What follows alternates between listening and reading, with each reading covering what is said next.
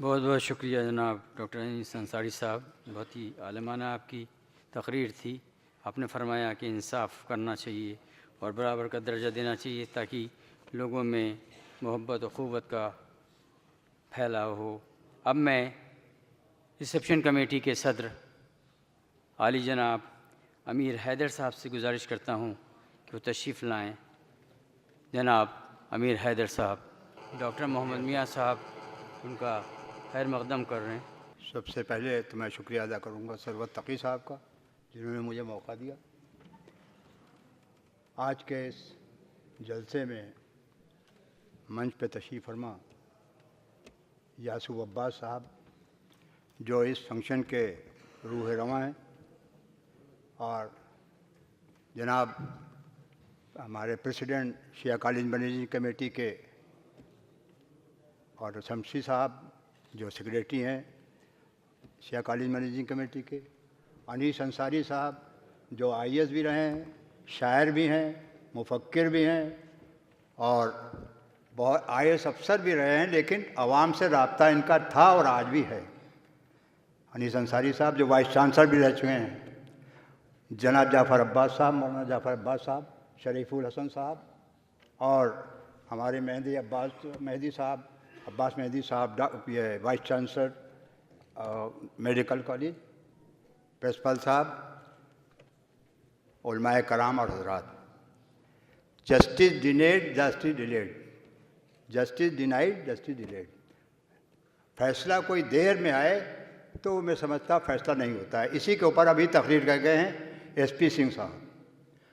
तो मैं तो सिर्फ इतना कहता हूँ, इस टॉपिक के ऊपर इतना बोल चुके हैं लोग कि अगर हज़रत अली के तालीम से इतना कुछ सबक भी ले लिया जाए उनके रक्स कदम पर चल के, तो मैं समझता हूँ कोई फैसला करने में नाइंसाफ़ी रही नहीं जाएगी दुनिया में। इसलिए कि फैसले बरसों नहीं आ पाते हैं, वो फैसले नहीं होते हैं। अक्सर मुद्दई मर जाता है, मुद्दई अलह मर जाता है और फैसले नहीं आ पाते हैं। तो हज़रत अली के भी जो उन्होंने वाक़या बताया, उस सिलसिले में ये बताया कि जस्टिस जो है वो जल्दी से जल्दी फैसला होना चाहिए, तब फैसला होता है। हजरात, आज के तारीख़ में इस मंच पे 2 साल पहले अतहर भाई बैठा करते थे, मिर्ज़ा मोहम्मद अतहर साहब।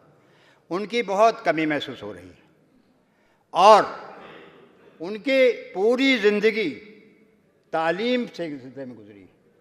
वो टीचर रहे, प्रोफेसर हुए और मुझे फ़ख्र है कि मैं इनका स्टूडेंट भी रहा हूँ। मैंने फ़ारसी पढ़ी है इसी शिया कॉलेज में। आज वो हमारे बीच में नहीं हैं, लेकिन पूरी ज़िंदगी तालीम के सिलसिले में, एजुकेशन को बढ़ाने के सिलसिले में, जब टीचर की हैसियत से, प्रिंसिपल की हैसियत से और जब शिया कॉलेज मैनेजिंग कमेटी के सरपरस्त की हैसियत से आए, 20-25 साल में कॉलेज को उन्होंने 4 चांद लगा दिए।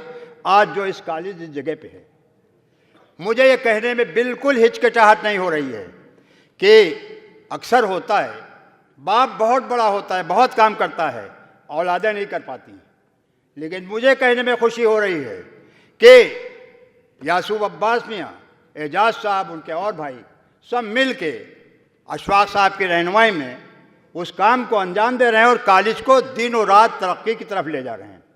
अभी कुछ दिन पहले आपने देखा, मैं इसी कॉलेज का तालिब इल्म भी रहा हूँ और बहुत सीधा साधा तालिब इल्म रहा हूँ, बहुत गड़बड़ किस्म का रहा हूँ। तो यहाँ पे मैं यहाँ यूनियन का प्रेसिडेंट था और वो हमारे ताहिर जरवेली साहब यहाँ के ओल्ड बॉयज़ के प्रेसिडेंट थे। वो उस कमरे में बैठते थे, मैं इस कमरे में बैठता। तो सिफ्ते रजी मेरे सेक्रेटरी थे। तो साहब उस ज़माने में शाह वसीम साहब बैठे मेरे क्लास फेलो रहे हैं। तो साहब उस ज़माने में लाइब्रेरी को मैंने देखा है कि लाइब्रेरी में बैठने की ठीक से जगह नहीं थी, कुर्सी, अब कुर्सियाँ टूट चुकी थी, लेकिन 2 साल 1.5 साल पहले यासूब अब्बास साहब के छोटे भाई ने, मैं इसमें क्रेडिट इनको नहीं दूंगा, उन्हीं को दूंगा जो कहे काम करता है, उनको देखता हूँ। तो उन्होंने बड़ी मेहनत करके पूरी लाइब्रेरी को इतना अच्छा बना दिया और लाइब्रेरी का जो हक था वो उसको दिया। इसलिए मौलाना अतहर साहब के नाम से लाइब्रेरी महसूस की। मैं एक बात का ऐलान करना चाहता हूँ, मौलाना अतहर साहब, मिर्ज़ा अतहर साहब का, जिनकी 50-60 साल ज़िंदगी सिर्फ तालीम को फ़रोग़ देने में लगी, तो रसूलुल्लाह ने फरमाया अना मददुल वालियन बाबुहा, भाई दरवाजे पे जाइए, दरवाज़ा कितनी बड़ी बिल्डिंग है, कितना बड़ा मकान है, कितना सहन है, सब कुछ अंदाज़ा हो जाता है दरवाज़ा देख के।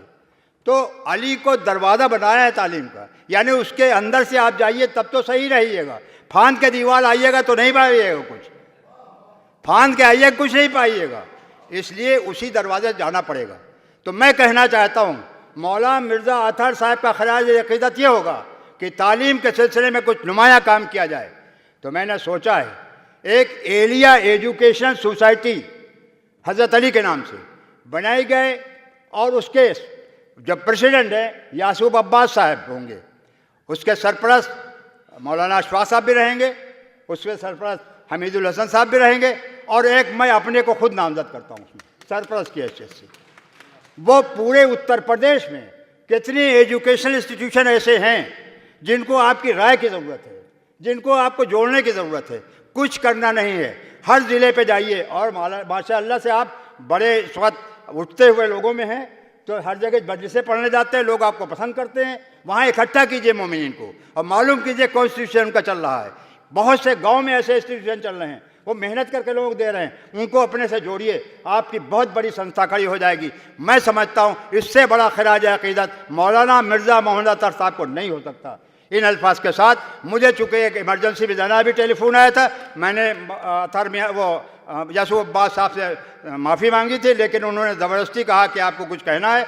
तो मैं सिर्फ इतना कहता हूँ कि हजरात, मैं इस कमेटी का, उन्होंने हमको प्रेसिडेंट बना रखा है, उस एतबार से आपका सख्त इस्तकबाल करता हूँ, और इस्तकबाल में थोड़ा और ज़्यादा गाढ़ा कर देता हूँ, इसलिए इस सर्दी में, इस कोहरे में आप तशरीफ़ लाए, इस्तकबाल बहुत सा गाढ़ा किए देता हूँ।